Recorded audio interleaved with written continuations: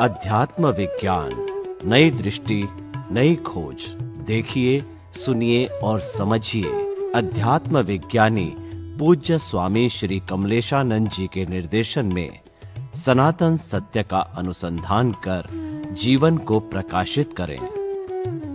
क्या आपने बात कही, जैन धर्म की बात करें तो भगवान महावीर ने बताया कि सम्यक दर्शन किसे आता है, उसको 6 बातों का विश्वास होना चाहिए। मैं आत्मा हूँ, आत्मा कर्मों की करता है, आत्मा कर्मों की भोगता है, कर्मों से छुटकारा हो सकता है और संपूर्ण कर्मों से छुटकारा होना मोक्ष है। ये उसको अनुभूति विश्वास होना चाहिए, वो आदमी सम्यक दर्शनी होता है। तो हम इसको अध्यात्म विज्ञान भी इसी को मानता है, लेकिन हमारा अध्यात्म विज्ञान हर अध्यात्म में कॉमन होना चाहिए। जैसा आप कुछ बता रहे हैं, तो इसको हम इससे जोड़ करके इसको पूरक बनावें तो कैसे हो सकता है? यह आपके प्रश्न बहुत अच्छा है। आपने कहा कि महावीर ने आत्मा के बारे में 6 पदों की बात कही है। वही बात श्रीमद् राजचंद्र जी ने भी कही है कि आत्मा छे ते नित्य छे कर्ता निज कर्म, छे भोक्ता वली मोक्ष है और मोक्ष का उपाय भी है। ये 6 पद बताए, महावीर ने भी यही बताए, श्रीमद् राजचंद्र ने भी यही बताए। दोनों, एक तो तीर्थंकर थे और एक वर्तमान काल में बहुत बड़े हाई लेवल के आध्यात्मिक ज्ञानी थे। तो ऐसे महान पुरुषों ने अपने जीवन में जो कुछ साधना करके पाया है, वो लोगों के सामने बताने की उन्होंने कोशिश किया और उन्होंने कहा जिसको आध्यात्म के मार्ग में आगे बढ़ना है, इनको ये 6 तत्व, 6 बातें समझनी पड़ेगी, गौर से समझनी पड़ेगी। अगर ये नहीं समझेंगे तो आध्यात्म का मार्ग उसको समझ में नहीं आएगा। तो उन्होंने 6 बात बताई कि आत्मा 6, यानी आत्मा के बारे में आपको शंका नहीं होनी चाहिए कि है या नहीं है। कैसे शंका नहीं होगी, इसके पहले आपको समझ लेना चाहिए कि आत्मा में कैसे हूं, कि शरीर है, जड़ है, विनाशी है तो अविनाशी होना चाहिए, जड़ है तो चेतन होना चाहिए, टेम्पररी है तो परमानेंट होना चाहिए। तो ये जड़ और चेतन दोनों का मिश्रण है हमारा बॉडी। तो बॉडी के अंदर आत्मा और शरीर दोनों है।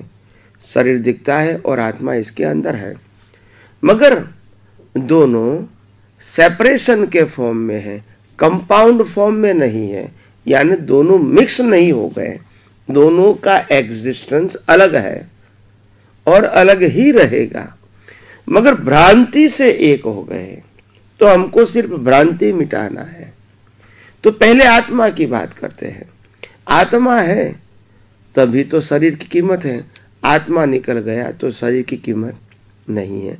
आत्मा है तभी संसार है, अगर आत्मा निकल गया तो संसार भी नहीं है। आत्मा है तो कर्म है, आत्मा नहीं है तो कर्म भी नहीं बना सकते। आत्मा है तो कर्म फल भी है। आत्मा निकल जाने के बाद मुर्दे को 6 महीना रखोगे, इसको कर्म फल कहते नहीं है। आत्मा है तभी तो पुनर्जन्म है, अगर आत्मा नहीं है तो पुनर्जन्म किसका होगा? शरीर को तो जला दिया जाता है, मगर नहीं जलता है वो आत्मा है और इसीलिए पुनर्जन्म है। कोई व्यक्ति कहेगा कि हे भगवान, मेरे बहुत सारे अवतार हो चुके हैं, ये अवतार में भी हूँ और अभी बहुत सारे अवतार मेरे बाकी है, तो इसका बेस क्या है? शरीर है या आत्मा है? तो कि आत्मा हर अवतार में कंटिन्यूस होता है और शरीर हर अवतार में परिवर्तन होता है, बदलता रहता है। तो इसीलिए आत्मा का तो बहुत प्रमाण है। आत्मा है तभी तो कर्म है, कर्म नहीं, कर्म और कर्म फल है, आत्मा नहीं होता है तो कर्म और कर्म फल कैसे होता है? तो इसीलिए आत्मा है तो पुनर्जन्म है, कर्म का सिद्धांत है। और आत्मा है तभी शरीर की कीमत है, संपत्तियों की, साधनों की कीमत भी कब तक है? आत्मा है तब तक। आत्मा है तभी कर्म और कर्म फल भी है। तो ये सब के लिए आत्मा समझना आवश्यक है। तो सबसे पहले आत्मा तत्व को समझो कि आत्मा है ही, उसमें मेरे को शक नहीं है, अनुभव नहीं है, मगर शक भी नहीं होना चाहिए, तभी उसी मार्ग पे आप आगे बढ़ सकते हैं। तो पहले आत्मा है, आत्मा है फिर नित्य है। नित्य का मतलब होता है इसका अंत होता नहीं, परमानेंट है। शरीर टेम्पररी है और आत्मा परमानेंट है। तो अगर मैं आत्मा हूं तो मैं भी परमानेंट हूं, और ये मेरा शरीर है तो वो क्या है, टेम्पररी है। तो ये दोनों के बीच लाइन ऑफ डिमार्केशन होनी चाहिए हमारी दृष्टि में। तो आत्मा है, नित्य है। 6 कर्ता निज कर्म, अगर वो नहीं है तो कर्म चार्ज नहीं कर सकते हैं। जड़ कर्म चार्ज नहीं कर सकते और मुर्दा भी कर्म चार्ज नहीं कर सकता है। तो आत्मा को कर्म को चार्ज करने के लिए भी आत्मा की हाजिरी आवश्यक है। बिना आत्मा नए कर्म बनते नहीं है। और आत्मा कर्म का कर्ता भी है और भोगता भी है। अगर आत्मा नहीं है तो कर्मों की भुगतान कैसे करोगे? ये मुर्दा कर्मों की भुगतान नहीं कर सकता है। जीवित व्यक्ति को जहां तक इसके अंतिम श्वास चलते हैं वहां तक इसको पिन लगा दिया जाए तो भी पेन होगा और गुस्सा करेंगे, मगर जब आत्मा निकल जाने के बाद पूरे शरीर को जला देंगे तो भी पाप नहीं लगेगा। लगेगा? नहीं लगेगा, क्योंकि आत्मा है तभी आप कर्मों की भुगतान कर सकते हैं। आत्मा नहीं है तो वो कर्मों की भुगतान नहीं है। तो इसीलिए आत्मा है, आत्मा नित्य है, आत्मा कर्मों का करता है, आत्मा कर्मों का भोगता है। फिर आत्मा है तो मोक्ष है, क्योंकि आत्मा शाश्वत है और संसार की हर अवस्था टेम्पररी है। अगर मैं परमानेंट हूं तो मेरा खुद का अनुभव भी सुख का परमानेंट होना चाहिए, मगर ये असंभव नहीं है, क्योंकि ये संसार में हर अवस्था क्षणिक है। तो मेरे को जो भी अनुभव होगा सुख दुख का, वो कैसा होगा? क्षणिक होगा। तो इसीलिए आत्मा है। मगर मोक्ष क्यों है? क्योंकि मोक्ष में ये सांसारिक अवस्था, रिलेटिव अवस्था नहीं है, और इसीलिए आत्मा का मैं वहाँ शाश्वत अनुभव कर सकता हूँ, जो मेरा खुद का स्वभाव है। और इसका उपाय है, यानी आत्मा की अनुभूति करने का उपाय भी है। कौन सा उपाय है? तो कि इस दुनिया के अंदर प्रकृति और परमात्मा को अलग समझो, अलग देखो और अलग अनुभव करो। ये उसका उपाय है। विनाशी और अविनाशी को अलग देखो। तो इसीलिए मैंने कहा कि आत्मा की अनुभूति के लिए उपाय कौन सा है? ये 2 दृष्टि पक्की करो।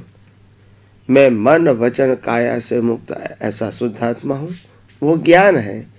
और मन वचन काया से अलग शरीर और उनसे अनुभव में आती पूरी दुनिया, वो कुदरती रचना है। मैं मन वचन काया से मुक्त ऐसा शुद्ध आत्मा हूँ, और मन वचन काया और 5 इंद्रियों से अनुभव में आती पूरी दुनिया वो कुदरती रचना है।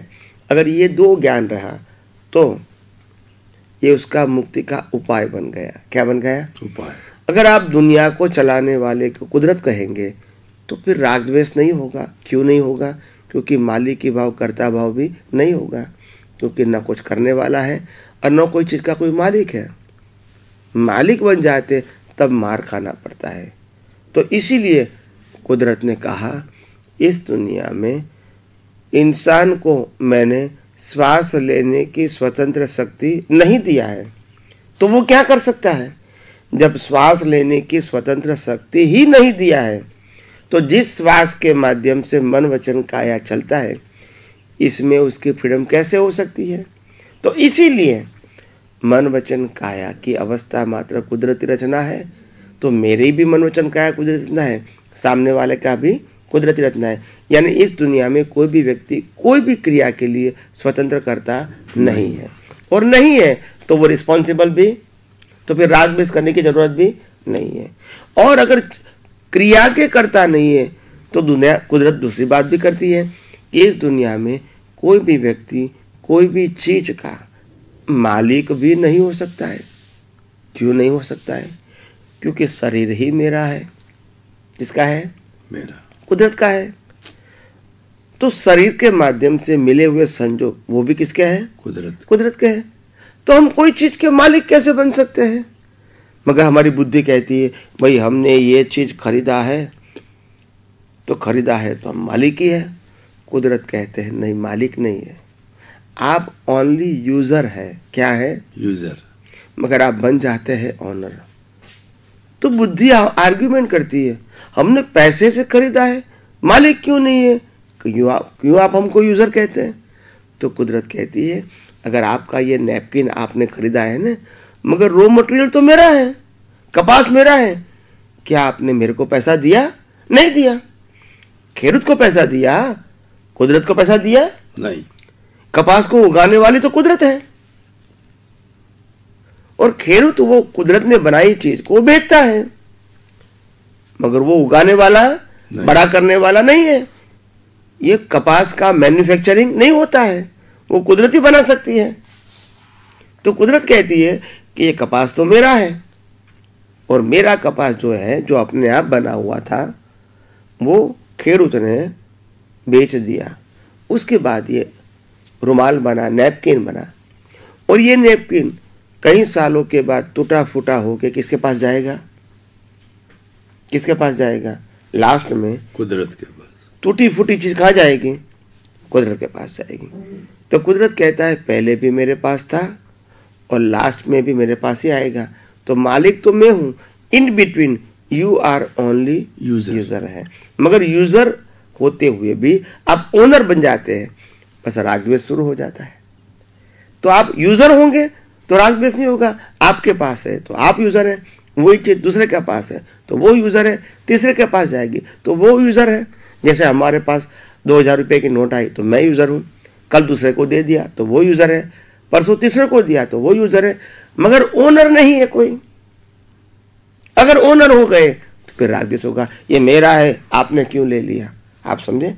तो कुदरत कहती है ये सब यूजर का खेल है, ओनर तो हर समय 24 आवर्स मैं ही हूं कुदरत। क्योंकि मन वचन काया जो है वो भी मेरा है, साधन भी मेरे हैं, संबंध भी मेरे हैं, संजोग भी मेरे हैं, हर अवस्था मेरे बनाई हुई है। आप तो सिर्फ क्या करते हो इसका? You are only sufferer, not owner and not creator. मालिक भी नहीं है और क्रिएटर भी नहीं है। क्रिएटर तो मैं हूं, मालिक भी मैं हूं। आप सिर्फ आपके पाप पुण्य के आधार से मेरी चीज का, यानी कुदरत की चीज का सिर्फ यूजर हो। क्या है? यूजर। मगर आप मालिक बन जाओगे तो फिर राग द्वेष होगा, और वही राग द्वेष का संसार चलता रहेगा। तो इसीलिए कुदरत कहती है कि ये 6 तत्व जो है जितना समझ में आएगा इतना आपको आत्मज्ञान पक्का होगा, सनातन सत्य का ज्ञान पक्का होगा, और अज्ञान धीरे धीरे धीरे नाश हो जाएगी, और धीरे धीरे अज्ञान नाश हो जाएगी, आपका दर्शन ब्रॉड होगा, और जितनी भी अज्ञानता है इसको आप डिसॉल्व कर सकोगे समय समय पे। और यही आध्यात्मिक विकास है। तो 6 पद जो बताए, आत्मा 6 ते नित्य है, 6 कर्ता बलि कर्म, 6 भोक्ता बलि मोक्ष है, और मोक्ष का उपाय भी है। ये 6 पद यहाँ सिद्ध होता है। स्वामी जी आपका बहुत बहुत धन्यवाद। अब समय की मर्यादा को देखते हुए श्रोतागण आपका बहुत बहुत धन्यवाद। आप हमारे साथ में एकदम जुड़े हुए हो, और स्वामी जी का और आपका तादात्म्य तारतम्य बना हुआ है, इसलिए स्वामी जी का जितना अनुभव है सीधा आपके पास में आ रहा, आपकी आत्मा में उतर रहा है। और ये पूरा जो आपसी संपर्क है आप बनाए रखिए, ताकि कि आपका जो स्वामी जी का सारा अनुभव, सारा ज्ञान आपके भीतर आ सके,